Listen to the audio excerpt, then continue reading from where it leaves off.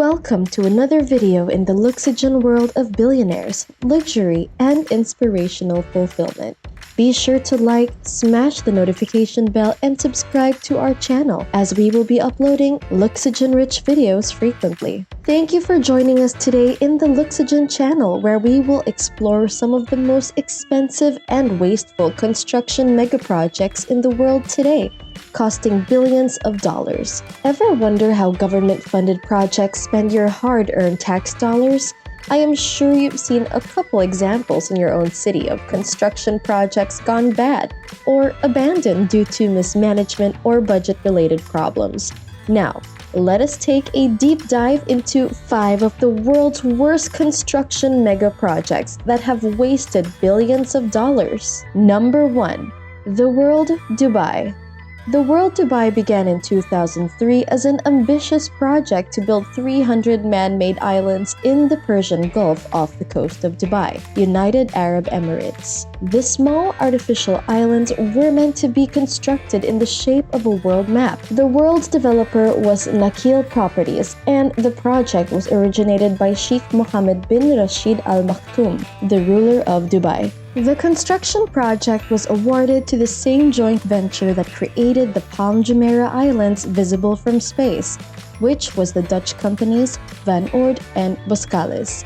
The World Islands were constructed mainly of sand dredged from Dubai's shallow coastline. The project was forced to pause construction in 2008 due to the global financial crisis and collapse of the Dubai real estate market. Investors found themselves seriously underwater in more ways than one. In 2010, photographs taken from the International Space Station showed that several islands were sinking into the sea. The channels between the islands were also disappearing. The island representing Lebanon was the only developed island until the $5 billion six-island Heart of Europe project began, and was expected to be completed by late 2020. However, the majority of the original islands remained neglected, and there are doubts that the entire mega project will ever be completed. Number 2. The Hawaiian Interstate H3. This scenic roadway was first planned in the 1960s to connect the Marine Corps Air Station on the east side and the Pearl Harbor Naval Base on the south side of Oahu, Hawaii. H3 passes through 26 kilometers of some of the most stunning and rugged landscapes in the world. The project had to navigate through some rugged mountains and valleys. Due to environmental concerns, the project had a 26-year delay. Technological advancements in construction were eventually developed to create tunnels and viaducts for the highway to avoid disturbing the ecosystems located in the beautiful hills and valleys. The Hawaiian locals were also worried about overdevelopment and disturbing the remains of ancient civilizations that once inhabited the sacred lands. Delays in construction lasted until 1989, when the U.S. Congress finally approved an environmental exemption and the megaproject finally resumed. In 1997, this engineering masterpiece was finally completed and the Interstate H3 was opened. However, this amazing megaproject came with a high cost in terms of the decades of delay. The $1.3 billion cost, its taboo status among the locals, and the uselessness of the route itself. The cost ended up 5 times over the original budget and costed $50 million per kilometer. This was the most costly project per kilometer in the world. The route traveled from Pearl Harbor Naval Base to the Marine Base was originally conceived for defense strategy, which was no longer needed by the time Interstate H3 was completed. There is also no direct route to the city in Honolulu, making it a useless route for most people unless you're on a sightseeing joyride. Then there's the local Hawaiians who have ancestors that once settled the lands partially destroyed by the project. It is taboo to speak of traveling through that stretch of highway, and superstitions persist to this day. If you're in Oahu on your next vacation to Hawaii, rent a car and enjoy the beautiful scenery that this highway has to offer, if you dare. Number 3. Yucca Mountain Nuclear Waste Dump. Ever wonder where they dump those spent nuclear rods from nuclear power plants across the US? It goes without saying that the consequences of contamination from nuclear waste can be devastating to communities and the environment if not safely contained. Most of the spent nuclear rods are stored on-site near the power plants themselves. Most scientists would agree that a better storage solution should be deep underground in a remote location. It's probably no coincidence that some communities near nuclear power plants have higher than average rates of cancer-related illnesses. In the late 1980s, Yucca Mountain in the state of Nevada was identified as a viable option, since it was remotely located and away from large populations. The original plan included a 300-meter underground waste storage site for the country's spent nuclear material. Yucca Mountain is also made up of volcanic ash millions of years old, which is more stable to retain waste without corroding or cracking. Sounded like a great project idea, right?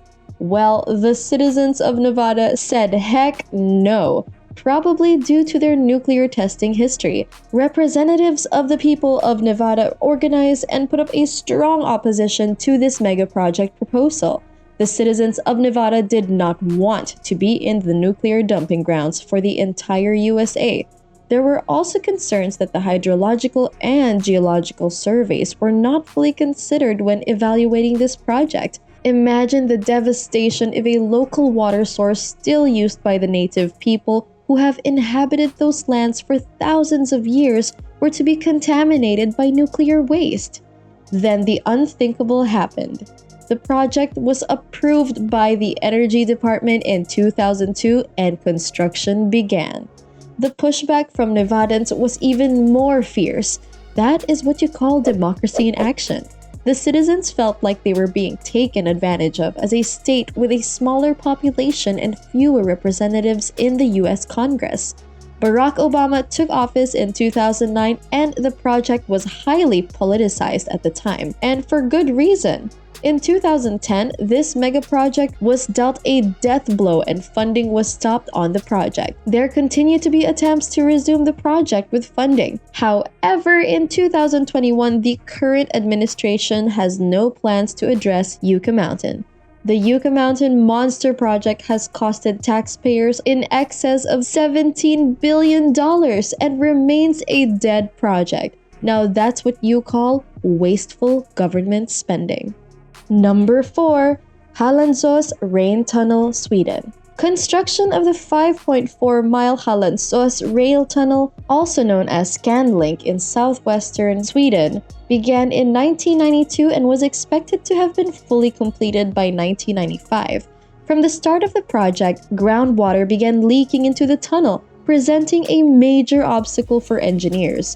Then, adding to the long list of problems, the massive drill boring into the ground failed after boring into just 59 feet of rock. The situation only got worse when the main contractor went bankrupt and the mega project was taken over by the construction company Skanska. Skanska used the toxic chemical Roca-Gil to seal cracks in the rock. Then, an environmental disaster ensued and fish and cattle in the vicinity were reportedly poisoned by the toxins. The project was paused in 1997 and finally resumed in 2005, and the rail tunnel was completed in 2015 after a whopping $1.3 billion. Number 5. Naypyidaw, Myanmar.